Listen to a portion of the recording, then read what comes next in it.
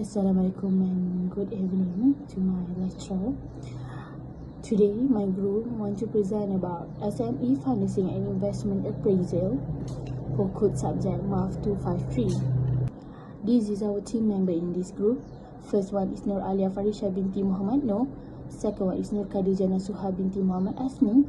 Third one is Nurin Batrisha binti Muhammad Ayub. And the fourth one is me, Marsa Safia binti Mat Suhairi. And the last one is Nur Izzat Atira binti Muhammad Ali.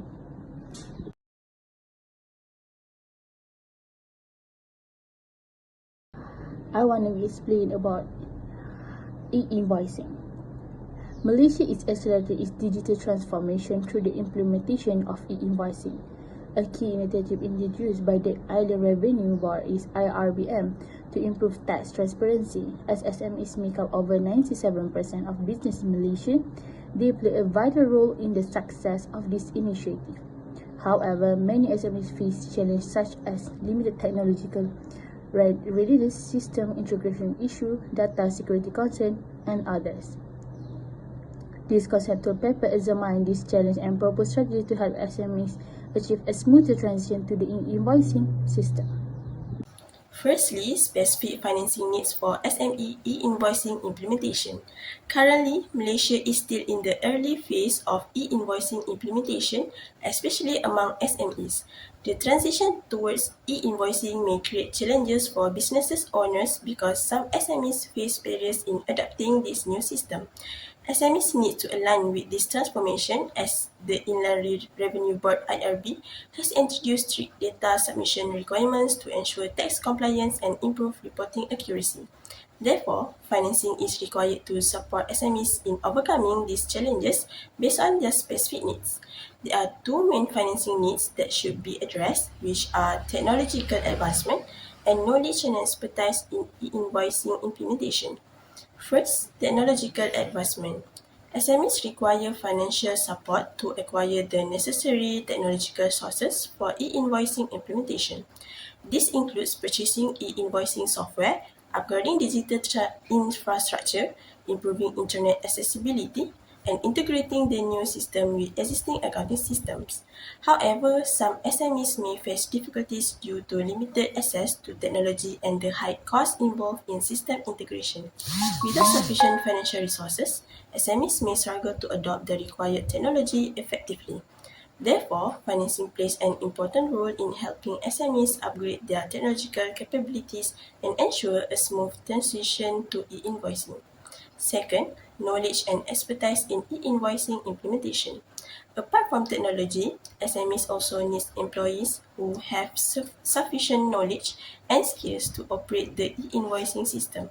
Financing is required to provide proper training and guidance for employees to understand the procedures, data requirements, and submission process.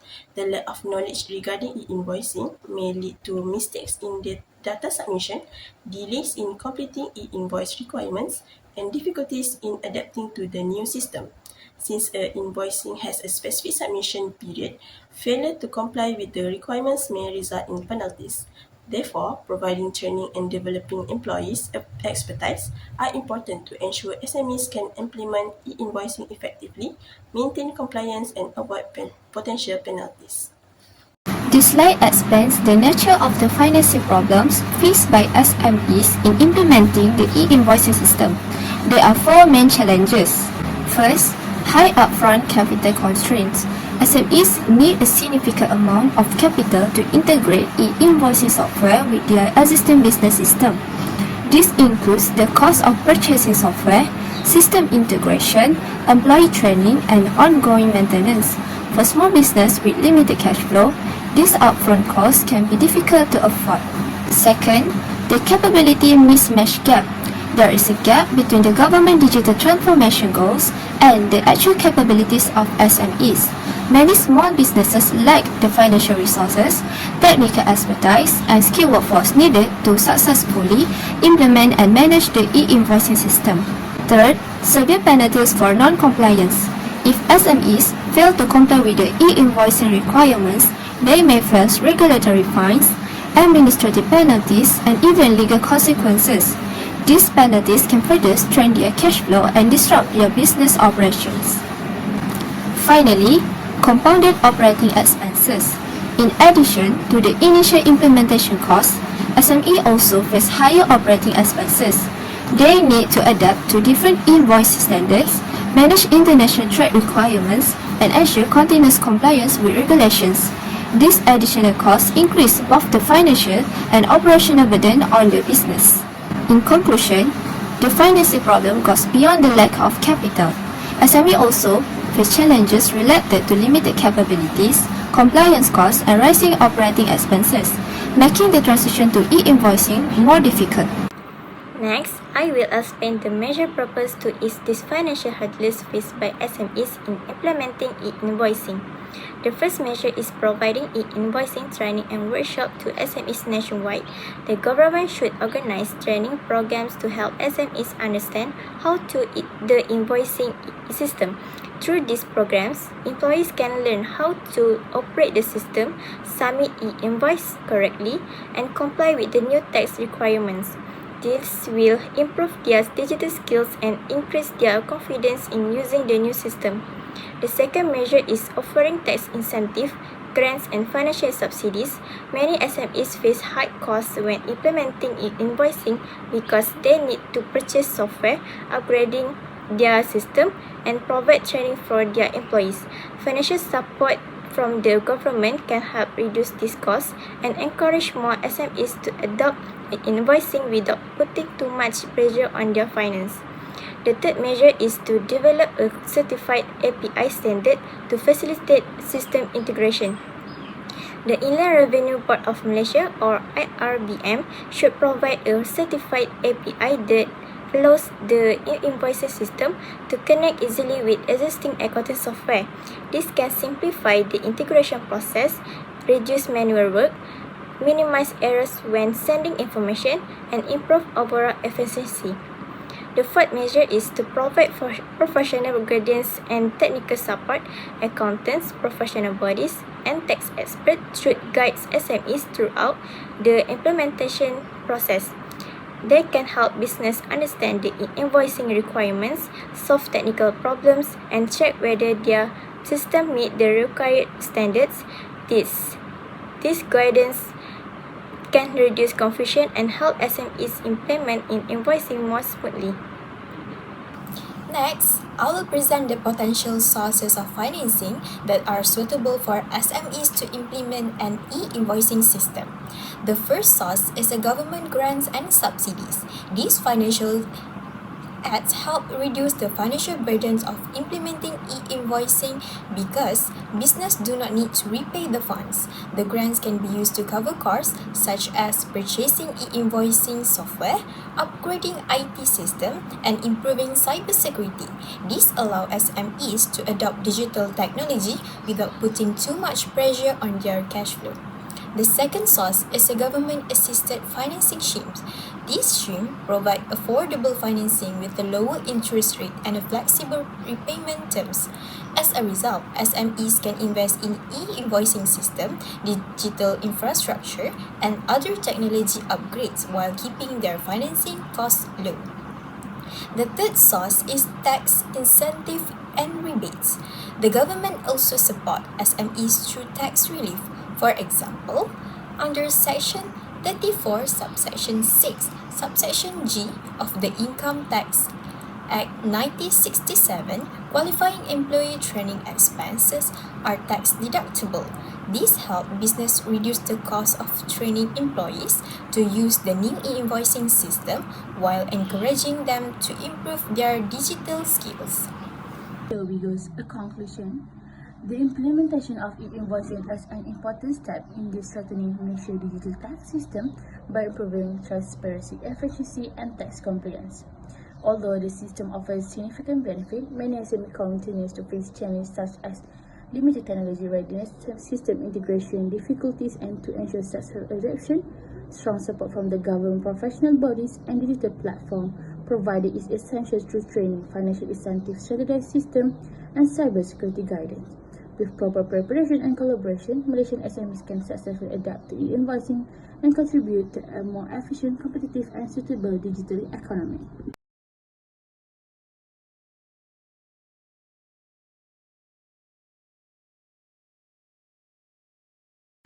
For the first question is initial outlay. Firstly, we need to do the disposal statement to determine whether it is implement a tax saving or tax charge. For this question, we get the tax saving of 9,600, which is 24% of 40,000 since there has a loss on disposal. Next, initial outlay is derived from total outflow deduct with the total inflow. Total outflow is calculated based on the new machine. The purchase price of new machine amounting 850,000 will be added with the shipping cost of 30,000 and professional installation of 50,000 to get the depreciable value. The amount of 930,000 will be added with 50,000, the amount of increase in asset, which is inventory, and deduct with increase in liability of 20,000, which is trade payable. This will be come out with the total outflow amounting 960,000. The cost of market feasibility survey and preliminary environmental impact assessment last year will not included since this cost will be considered as a sunk cost. Lastly, the total outflow will be deduct with total inflow, which is the total amount from the sales proceed and tax saving of the disposal amounting 189,600. The net initial outlay would be 770,400. Next, annual incremental cash flow. This question is need to differentiate the existing machine with the new machine for all the incomes and expenses. Since the useful life for new machine have a same length with the remaining useful life of existing machine, the amount of income and expenses for new machine is in year 1 to year 2, year 3 and year 4 to year 5 will be directly compared with the amount of existing machine. So for year 1 to year 2, for under savings or income, we get increase in sales 460,000, increase in sales commission 25,000, and decrease in electricity and utilities 20,000. For cost or expenses, we get increase in operating expenses 130,000, increase in maintenance and labor 30,000, and increase in depreciation 140,000. We get the net profit before tax 205,000. We need to deduct the saving and expenses to get the net profit before tax. And then we minus with the 24% of taxation of 49,200. And lastly, we add back the amount increase in depreciation since this is non-cash item to get the annual incremental cash flow. We will repeat the same calculation for year 3 and year 4 to year 5. For we get the answer 261,600 and 141,520. Next, for terminal cash flow, the salvage value of the new machine amounting 50,000 will be added with increase in inventory of 50,000 and minus with the increase in trade payable of 20,000. The amount of terminal cash flow would be Next, 8,000. I will explain about investment appraisal technique. First is the payback period. This method measures how long it takes for the business to recover the initial outlay. Based on the table, our initial outlay is 770,400. In the first 2 years, the business generated a cumulative cash flow of 591,600, which is still not enough to recover the initial outlay. By the third year, the cumulative cash flow reached 853,200, meaning the investment has been fully recovered. Using the payback period formula, 2 plus the remaining amount of 178,800 divided by year 3 cash flow of 261,600, we obtain a payback period of 2.68 years. Next is net present value or NPV. This technique considers the time value of money by discounting future cash flow using the required rate of return, which is 16%. From the table, each year's cash flow is multiplied by its present value factor to calculate its current value. After adding all the discounted cash inflow and deducting the initial investment of 770,400, the project produced a positive net present value of 55,652. Next is internal rate of return. To calculate the IRR, we first identify two discount rates. At the 16% discount rate, the project has a positive NPV of 55,652. At a 20% discount rate, the NPV become negative 9,805. Then we apply interpolation formula of IRR. 16% plus the positive NPV of 55,652 divide the difference between the positive NPV of 55,652 and the negative of NPV 9,805. Multiply by the difference between the two discount rate, which is 20% minus 16%, and we get 19.4%. Next is Profitability Index PI. This method measures the value created for every ringgit invested in the project. The profitability index is calculated by 1 plus the net present value of 55,652 divided by the initial outlay 770,400. Based on our calculation, the PI is 1.07.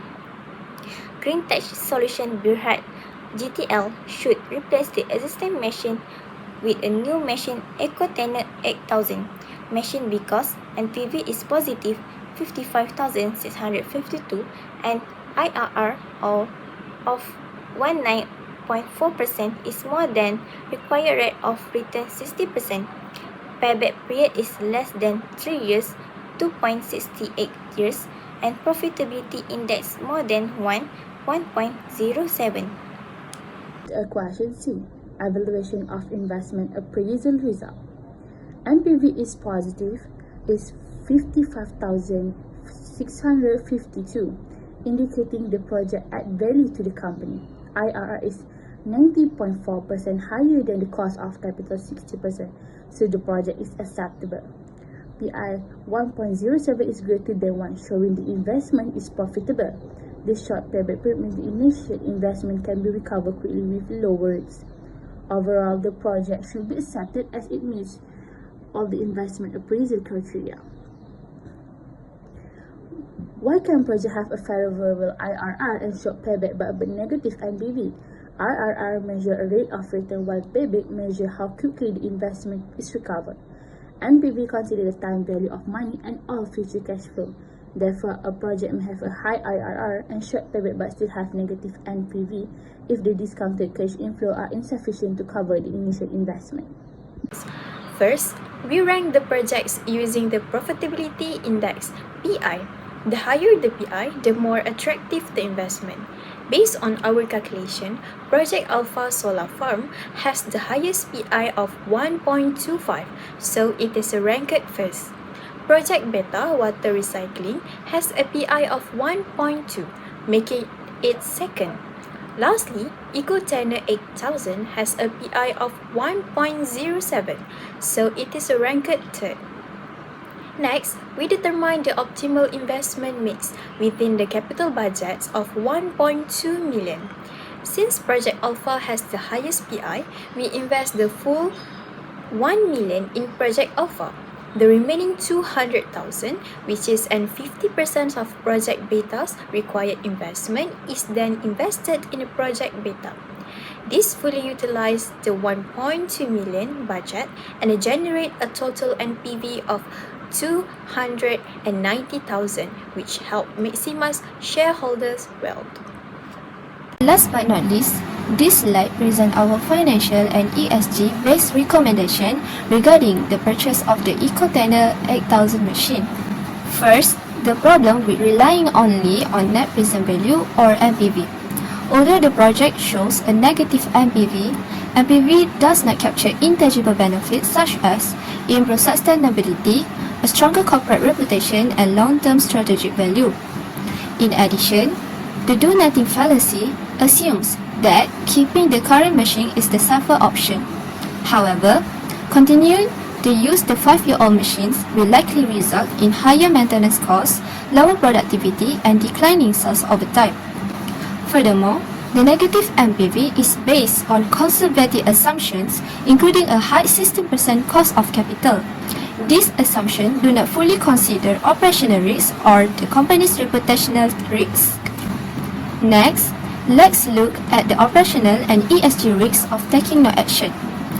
The The old machine incurs higher utility costs of around Rm80,000, while the new Eco-Tenant 8000 is expected to reduce this to approximately Rm60,000 during the first 3 years.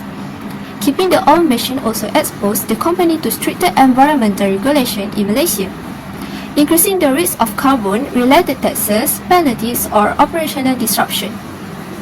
In addition, failing to meet ESG expectations may discourage investors, reduce confidence in the company, and negatively affects its market value. Therefore, our final managerial recommendation is to approve the purchase of the Eco-Tenant 8000. Although the project has a negative NPV, it should be viewed as a strategic investment that supports the company's long-term sustainability goals and strengthens the Green Tech brand. In the long run, the new machine will lower operating costs, improve production efficiency, ensure better ESG compliance, and create greater value for shareholders than focusing only on short-term financial returns. In conclusion, we recommend proceeding with the investment because its long-term financial and ESG benefit outweigh the short-term negative NPV.